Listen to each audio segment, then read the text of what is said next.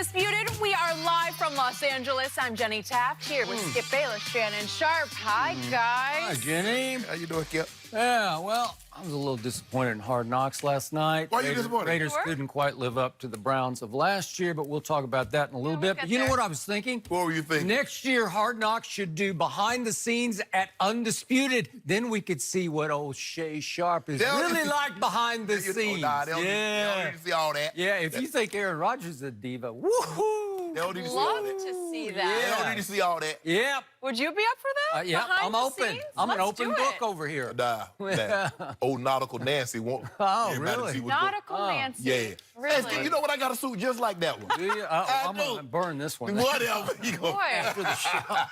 Jeez. That's a new one, too, huh? Okay. Is that a new one? Somebody is obsessed with Is that a new suit? apparel. Skip, I've worn it once on the air, and you didn't notice. 3 years ago.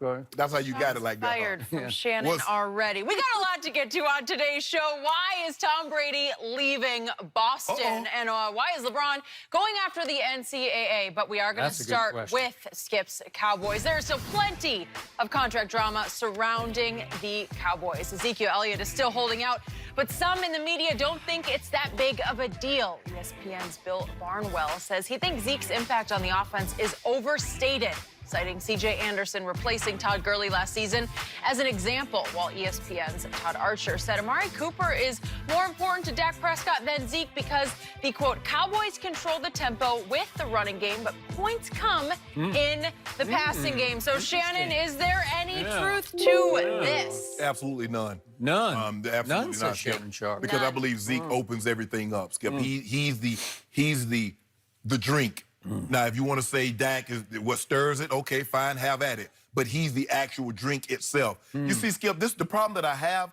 is that how you take one isolated situation. You told, C.J. Anderson. Okay, C.J. had a couple of good games.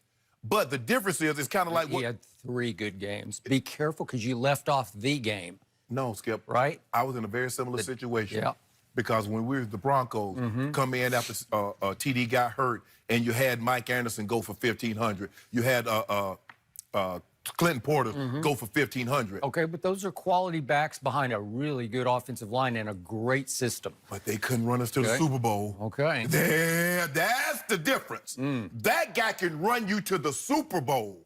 Mike Pollard and whomever they drafted, Skip, and Tony Pollard. Yeah, that's Excuse me. And they got the guy Alfred Morris. They signed him from well, he was a free agent. He was there a couple of years ago, and so when Zeke was suspended, he filled in quite nicely. But Skip, he's not Zeke.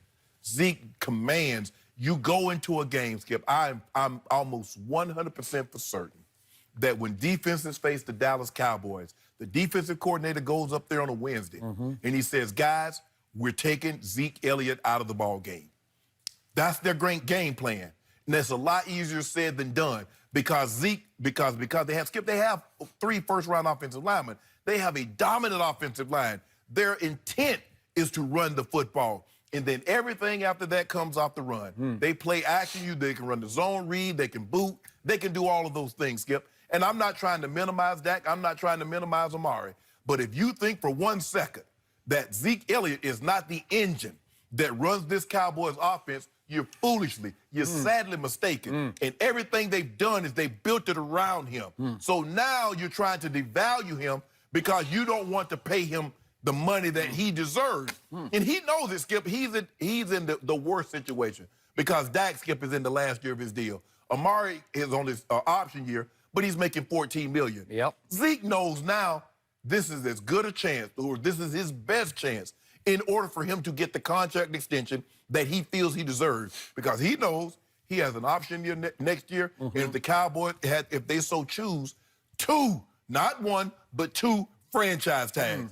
Skip, points do come out of the passing game, but if you cannot control the football, it doesn't do you any good. Ezekiel Elliott is number 1. Amari Cooper is number 2. Dak Prescott's number 3.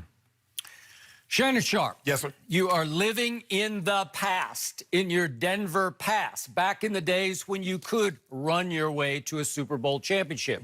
That was 1998. 7 and 8. right? Yes. Okay, 7 and 8. Last time was 1998. And then rules started changing and game really changed because it became more and more of a passing league because it's like chicks dig the long ball in baseball. They dig the long pass in football, right? Pass, huh? Okay. So I'm going to say this one more time and to answer your question. There is nothing but truth in what both Bill Barnwell and Todd Archer wrote on ESPN.com about Amari being more valuable to Dak than Zeke is valuable to Dak. I'm going to state my opinion one more time. I still believe Ezekiel Elliott is the best back in football. You and I have argued about that, and I've always been pro Zeke. True. The problem is he doesn't play quarterback. And in this day and age, the quarterback is more valuable, especially when the quarterback is the most underrated clutch closer in football. And I'm going to detail that in just a moment. But he's obviously the leader of this football team. I think Dak Prescott is turning into one of the best leaders in all of football. And in the end, we have to start with the premise that you tried to defeat, which is the Rams gave Todd Gurley way too much money. They dramatically overpaid, and the Cowboys are now having to pay for that because Todd Gurley got, as you know, 4 years, $57.5 million. 45 of that is guaranteed, and 14.4 is the average per year. That is too much, overvaluing a running back position that most people devalue. Okay. So the classic happened. C.J. Anderson, I love C.J., we had him on the show. Good guy. Once a Denver Bronco. He's had a history of running over my Dallas Cowboys. But he tried to run over the Cowboys in the opener for the Carolina Panthers, and he went 7 carries for 35 yards. Not bad, but not great. Right. And Carolina was not impressed, and he lasted 9 games for Carolina, and they cut him. Yes. And then he sat for a while, and finally, the Oakland Raiders, we saw last night on Hard Knocks, they said, we'll take a shot. And I don't know what didn't happen, but he lasted 6 days, and they cut him. And he went back on his couch for a whole nother week until we get to December 18th, and the Rams, desperate because Todd Gurley, to whom they had given a fortune, started to have creaky knees. I'm not sure how bad they were, if it's arthritic or if he actually tore something. He had a little meniscus tear. I don't know. But he didn't look like himself to the point they needed insurance. So they go pluck a running back off the couch. And let me ask you a question. Could you do that with a quarterback? Could you go get a quarterback on the couch, some backup quarterback, some failed quarterback, and plug him in and have him light it up? It just can't happen. The position's too hard to play. But Skip, we say this all the time, that the running back is the easiest position to transfer. Thank you. Okay. So that doesn't... I'm not saying they're a dime a dozen, but again, quarterbacks are definitely not a dime a dozen. Sometimes you could plug in a running back, and so they go to Arizona and plug him in. He goes for 167 yards. Arizona's terrible. You're right, quarterbacks are not a dime a dozen because you don't even have one in that dozen. You don't even have a dozen quarterback. You're going to eat these. You don't have a dozen I'm going to make you eat them right now because then we know what happens the next week. The 49ers, they're not very good either, but he goes for 132. But my Dallas Cowboys had just shut down the #1 running attack in pro football in the first playoff game they played, Seattle's. And what happened? CJ'd all over them, right? He ran them off the field. Jenny went to the game, but I'm going to let her off the foot for that. I'm never going to get over that. Boy. Okay, but he went for 123 against my Cowboys. What did Todd Gurley go for? He got a few, but 78 were from C.J. in the first half, and that was a problem because that dug a hole too deep for Dak Prescott. Okay, so now let's go back to what happened when Amari came, because what were the Cowboys? I'm not going to count the first game that Amari played because it was Tennessee, and he hadn't even practiced with the team. He just got thrown into the game. So give me a break on that one. I'm going to X that one out because that was a debacle. Okay? No breaks. That night, my team fell to 3-5. Help me out. Was Ezekiel Elliott healthy and happy for the first 8 games of the year? Yes.